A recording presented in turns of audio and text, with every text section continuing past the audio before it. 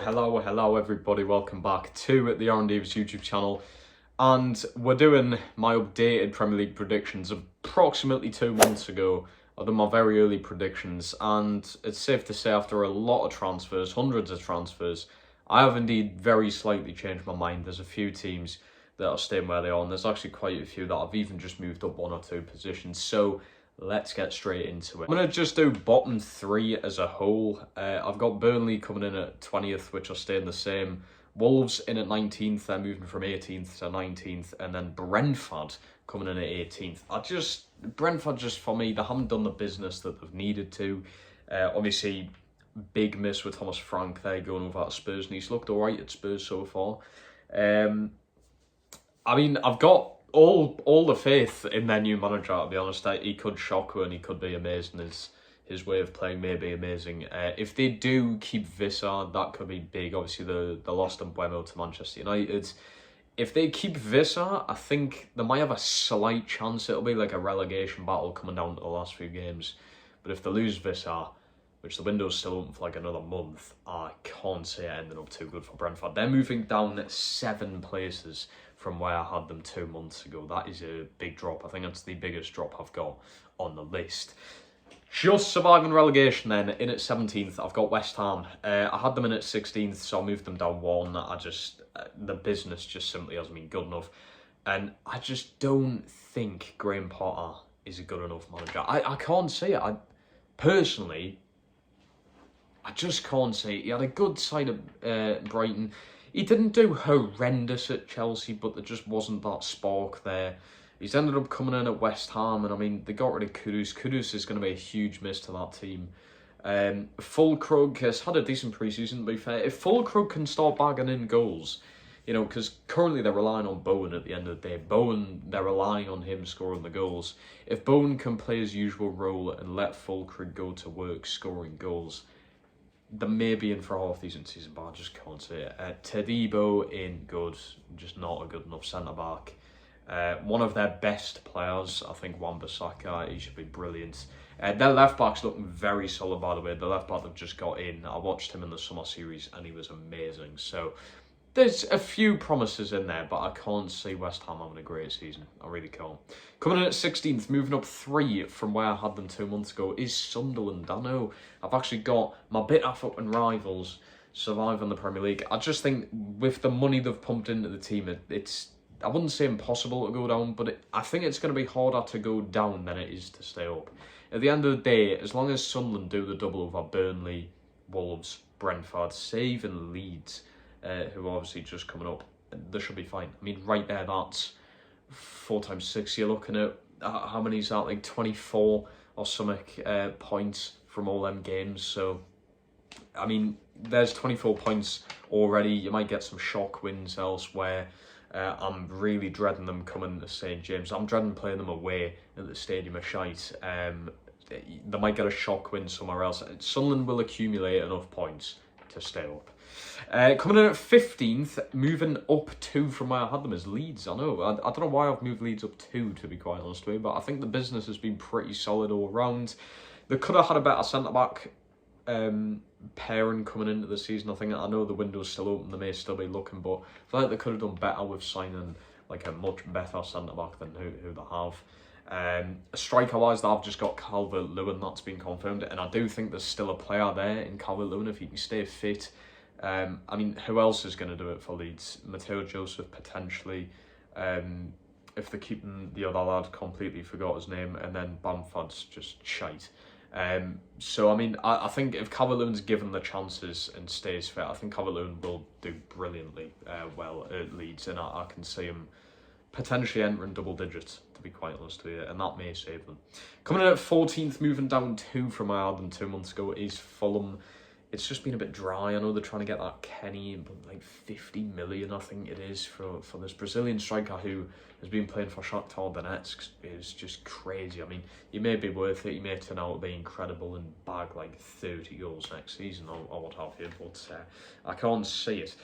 What I do need to say, Fulham fans, if you're watching, you've got some of the nicest kits I've ever seen. I put 4 fingers there. All 3 of their kids, immaculate, very nice kits. Coming in at 13th, moving up 2 from where I had them 2 months ago, is Everton. And you know what it is? As I'm sitting here right now, I'm slightly regretting saying that. Everton, I just don't think they're going to do it. I just think they're going to be piss poor, to be honest with you. And I know Everton fans are going to kick off because they did 2 months ago in my predictions. They were like, oh, but you don't understand like what David Moyes is doing and everything like that. I just can't say it. I mean, I've seen loads of predictions from other YouTubers putting Everton into the top 10. I just think that's absurd, to be honest with you. I think that's insane. Yes, their new stadium could be a bit of a fortress, and yes, that defensively they're absolutely sound. Pickford's one of the best keepers in the league, let's be honest.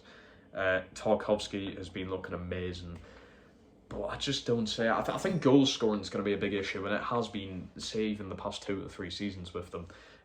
Calvert-Lewin scored, did he even get a goal last season? I think he may have got 1 league goal. Beto, I just don't think it's good enough, even though he got like 7 league goals or something last season. And that Barry that they've just signed, I don't think he's going to be given enough chances, to be honest. I don't think he actually played in all of the pre-season. I know they're just preparing him for the season ahead, but I don't think he's going to get enough chances. I think if Beto continues his goal scoring, Barry's going to be pulled out of this team, dragged out of this team. They did recently just get Jack Grealish on loan. That may be a bit of like a plus for them. I think Grealish could do a solid job there. We're seeming to forget Grealish was part of the City team that won the treble.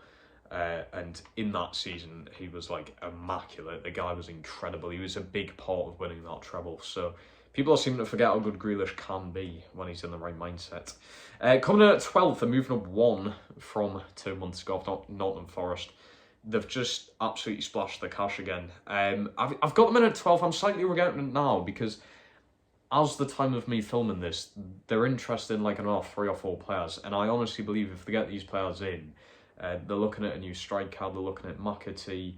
There's already a few Brazilians that they've signed as well. I'm slightly regretting putting them that low, to be honest. I think Forest may be in for another really good season making European football. You've got to think, though, that's the thing. They are playing in the Europa League now. It's going to take a toll on the fitness of all the players. I mean, hence why they're just getting in shitloads of players. But that's a thing that could stand in the way, just the sheer amount of football they're going to be playing. I really want to put Nottingham Forest higher, to be honest, so I'm sorry, Forest fans. These are my predictions set in stone, though. I'm not going to change them now. Coming in at 11th, going down 2 from last time out, I've got Bournemouth. I just think it's been a bit dry, and they did just get Diakite at the back. But I think Bournemouth, for me, they've gotten rid of too much and not brought enough in to be able to cover for the stuff they've just gotten rid of. The new goalkeeper they've got in seems to be brilliant. I think he's a good replacement for Kepa. Diakite, I don't know too much about the guy, but he should be alright. But then next to him, you've got like Senesi, who could be starting. I just don't think it's sort of mixing. You've got this really solid, big name centre-back coming in. And then around him, you've just got nothing. I mean, like Adam Smith's probably going to be starting at right back, let's be real. So I just don't think they've done enough to replace who they had last season, and I think that's going to massively take a toll on them. Coming in at 10th, going down 3 from last time out, is Crystal Palace. I think I needed to look at myself realistically. Putting Palace 7th, I think, is a bit over the top. Is 10th a bit of a boost? I suppose it is, because they're so used to finishing like 12th and 13th. They're what Newcastle were a few years ago, when Moyes used to just finish like mediocre in the league. I think 10th is alright for Palace, considering they're going to be playing in Conference League. Obviously, should have been Europa League. They have just won the FA Cup and the Community Shield, which is massive, big boost morale-wise. But I just, yet again, don't think they've brought enough in. Sosa, I think he's going to be better than Tyreek Mitchell, but yet again, you never know. I think what's going to play a big part in some of these players trying to play amazingly is the World Cup. It's a World Cup season. This is the season you've just got to shine as best as you can for your nation to potentially call you up. And maybe Mitchell just does that again, tries and gets himself into the England team for the World Cup. And Sosa just kind of gets forgotten about. Palace are massively going to rely on Mateta. They have to rely on Mateta to score goals. And Nketiah obviously isn't good enough. He's great to come off the bench, but is not good enough to start. If Mateta goes down with something, or if Mateta even sells, there's still time in this window. They could be losing Guehi and Eze, which would just be devastating. I think if they lost Eze and Guehi, Palace could genuinely be sort of where West Ham are going to be, 16th, 17th. That's how important them 2 players are. Right then, entering into that top 10 then. In at 9th, I've got Manchester United moving up 1 from where I had them. I had them coming in at 10th. But I think 9th, I think the business they've done's actually been great for once. Sesko looking like a great striker. Mbeumo, obviously, we know how good he can be. Cunha's been a bit shit in pre-season, but we haven't seen him play with Sesko yet. Maybe if you have Cunha just behind Sesko, he's going to give a lot more to the team. I feel like United could have gotten in sort of like a big name centre-back to help them out there. They're still potentially looking at getting Donnarumma. Donnarumma would be a massive fix. I don't think Onana's as bad as what people make him out to be, but it is definitely a dying factor when it comes to that United side. But you know what it is? At the end of the day, going from 15th to 9th in one season, I think is a big plus. I would not complain. Even though it's not European football or anything like that, if you have a good FA Cup or Carabao Cup run, you can make European football from that. There's plenty of ways of making it now. So even though they don't make it through the league, I think United may have a good cup run on top of finishing 9th and potentially make Europe that way. Coming in at 8th, going down 2 from last time, I've got Brighton. I think Brighton's business has been spot on, but I just think the teams I've got above them, I know it's so boring saying this, are just simply better. I just think they're better. Brighton can go through massive slumps. I think Brighton will have, like, say, a very solid start of the season. Then come the winter months like November, December, January, they'll start to just slowly fall off. You know, players' stamina, morale, everything's down. I think that's going to happen to a team like Brighton. We'll see what they're like after losing João Pedro. Was he their top scorer? He was close to it at least. They've somehow kept Matoma again. I'm surprised that guy has not been sold yet. Minty can only really get better. Disciple looks amazing at left back. They've still kept bought Verbruggen. So I mean, it's not as if they've gotten rid of too much. You've also got to think Kadioglu is coming into this team. The guy should be fully fit now. I swear he didn't play last season or played a handful of games. So we didn't see the full sort of thingy of that Brighton defence. I think Kadioglu on the right. Decipher on that left. You've got the new, is he Greek going down the middle? Forgot his name. I think he's Greek. He's should be incredible. You've still got like players like Grudar in there as well. Ruta's in there, so the team's pretty stacked. But yeah, I mean that's still. Is it a European finish? 8th? It depends on who wins Champions League and what have you, but it still could be. Coming in at 7th, and I've moved them up 7 from last time out. I think it's the biggest hike. I've got Tottenham Hotspur. I know people may be sitting there wondering where the fuck's Tottenham here. Yeah, I've got them coming in at 7th. I think Thomas Frank is going to be a great fit for the role. And I genuinely think for the first time ever I'm saying this, Spurs have done good business. They've done brilliant business. Danso in permanently. Tell in permanent. I don't think Tell's amazing, but I feel like he's a guy who can only get better with age. Kudus is like an incredible signing.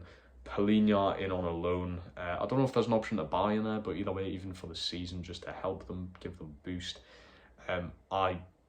I think they're going to be pretty spot on, and I think they're going to shock a bit of the Prem. I mean, 7th, would Spurs fans even be happy with 7th? It's better than fucking 17th, so at the end of the day, that is such a big jump to make in just one season. With a new manager, with new players, you've got Maddison out for the season as well. That's going to be a big loss for them, but I think their midfield's sound, to be honest with you now. Like, even though they've lost him, you can fit Kulusevski in behind the striker, and then behind him you've got Benton, Kerr, Palhinha, who can fit in there, Basuma, Saw, who's been playing amazingly. So, I mean, they're pretty stacked. Even though they've lost Maddison, they're still pretty stacked there. Coming in at 6th, and I'm moving them down 3 from last time, from 2 months. This has changed in the space of 2 months. It's Newcastle United. My team. It hurts us, it pains us. In a few days' time, we're going to be going out there, Villa away, and attempting not to get battered. I don't think it's a game that we're going into thinking, yeah, we're winning this. It's going in and just trying to survive. I think the first few games, just trying to survive. You've got Aston Villa, Liverpool. I think you've got Arsenal pretty early on as well, like 5th or 6th game of the season. You've got Bournemouth away, I think it is in there as well, which we had last season, and that was challenging. Yeah, I think we're looking at a pretty fucking shit season ahead of. I mean, we've slowly turned things round. We've started signing players, but I think the whole Isak thing's just been a massive morale fuck up, to be honest. And it's mental sitting here 2 months later making this, because none of that was an issue, and now all of a sudden over the past month it's just exploded into this worldwide commotion, and it's a massive headache, and it's definitely took a toll on the players and the whole team. You can see it. We didn't win in pre-season, for fuck's sake. We can't win a game in pre-season, and now we're expected to just go ahead and beat Villa. I can't see it happening. I cannot see it happening, but you never know what Eddie Howe can pull out. Coming in at 5th, and I'm moving them up from 3 places, is Aston Villa. I had them in at 8th, I've moved them to 5th. Business got there in the end. That Guessand looks amazing. They are looking at getting rid of Bailey, which I think is just absolute shit anyway. A big plus for Newcastle in that first game is Martinez is suspended, but I think Villa are still going to start the season off very strong. We've got quite a few easy games. After that Newcastle game, it seems to be a bit of a smooth sail. So I think Villa will be near the top 4 for the vast majority of the season. I can't see them really dropping off. They've got one of the best managers in the league under them. Great home crowd. They're playing in European football again. For Villa, I think the only way is up. I think the only way is up for Villa. It'll be a shame to miss out on top 4, but can you complain and can you argue when I'm listing these 4 teams? So I'm just gonna list them off as it is. My top 4. I've got Arsenal coming in at 4th. Arsenal fans are going to kick off. I had them there 2 months ago. I've got Chelsea coming in at 3rd. Chelsea are taking Newcastle's spot. So I've moved Newcastle down to 6th. And I've moved Chelsea up to 3rd. The business has just been booming. They've probably had one of the best transfer windows, if you maybe minus Liverpool's. Although I think depth-wise and everything, Chelsea have had the best transfer window, and they've also brought in some insane players. I mean, João Pedro's got like 5 and 5 or something like that. The guy's just been ridiculous in pre-season. And Liam Delap's looking pretty good as well. When he is playing, he's looking pretty good. He's already scored 3 or 4 goals for them as well. So, I mean, that's like 10 goals in pre-season from their 2 new signings, who you can just keep swapping and changing throughout the season, and you're pretty much guaranteed a goal or some kind of goal contribution when they're on the pitch. I think Chelsea will have a very good season. And then coming in at 2nd, I've got Manchester City. I had them there 2 months ago, and Liverpool winning the Prem. I had them there 2 months ago. City, people are seeming to forget, it's Pep Guardiola. They've made quite a few signings. They have lost De Bruyne, but let's be real, De Bruyne never really played that many games towards the end of his City career anyways. They kind of dealt without him a lot of the time. People are seeming to forget they've still got Haaland. You've now got that Rain Diaz playing Haaland the ball. You've got Shirky playing him the ball. Doku, I feel like, can only get better. They've also got Ryan Nuri in there, so Gavardio might kind of move into a centre-back role. If they do sign Donnarumma, which has also been rumoured, I could potentially see City win the league, to be honest. If City get points off Liverpool, it's coming down to the last few games. It will be close. But if City can beat Liverpool this season, even just in one game, I think City could win the league. I'm going with Liverpool just because, I mean, everyone else is going with Liverpool. I don't want to try and be different here. My head is saying Liverpool, like it has done since they won the league last season. But City, I think, are the closest team to challenging that. I don't think Arsenal are going to do it, even with the sign of Victor Gyokeres. I think it's going to be City who really challenge Liverpool. So there's my predictions. My top goal scorer, I've got Haaland. I think he's going to have a ridiculous season, to be honest. And even last season, apparently a quiet season for him, was still getting like 20 goals. But I think just with the players surrounding him now, fucking hell. Like, that Rain Diaz is looking brilliant. Shirky got like 20 assists last year in France. If the guy can convert that into that City team, then Haaland's going to have a field day. My top assist after the season is going to be Palmer. I've seen a lot of people go with Florian Wirtz. I can see it, especially if Liverpool do end up getting Isak. I think Isak's a better goal scorer than Ekitike. Ekitike is always looking for the pass. We saw that in the Community Shield, even though he did score. But he's always looking for that extra pass, whereas I think Isak's always looking for a goal. If they do end up getting Isak, which it's looking unlikely now, but they could, I think Wirtz, would be the top assist. But I'm going Palmer. Just the guy's passing's fucked. It's insane. And then my top clean sheet's David Raya. I know Arsenal coming in at 4th. But yeah, David Raya. I can't say Alisson doing it because Marashvili I might play like half and half sort of thing. With City, I can't see it either. City are quite leaky now when it comes to goals, but you never know. With this new defence of potentially playing Gvardiol centre-back, it might work out even better for them. Chelsea, can't say. I don't think Robert Sanchez is good enough, even though I've got him in the FPL. And I also think the defence isn't good enough yet. It's getting there, and especially bringing in Hato, it's going to take time for him to become that good. But yeah, I think Arsenal, with David Raya in there, will keep the most clean sheets. But there we go. There is my very final predictions. I will see you next year for my next ones, and we'll see how accurate these are. Like I said, I'm sorry to Nottingham Forest fans. Really thinking about it now, I should have them higher than 12th. But we'll just see how it goes. But yeah, thanks so much for watching. If you did enjoy, please smash the like button. Make sure you're still subscribed. And turn your notifications on, of course. And I'll see you next time. Goodbye.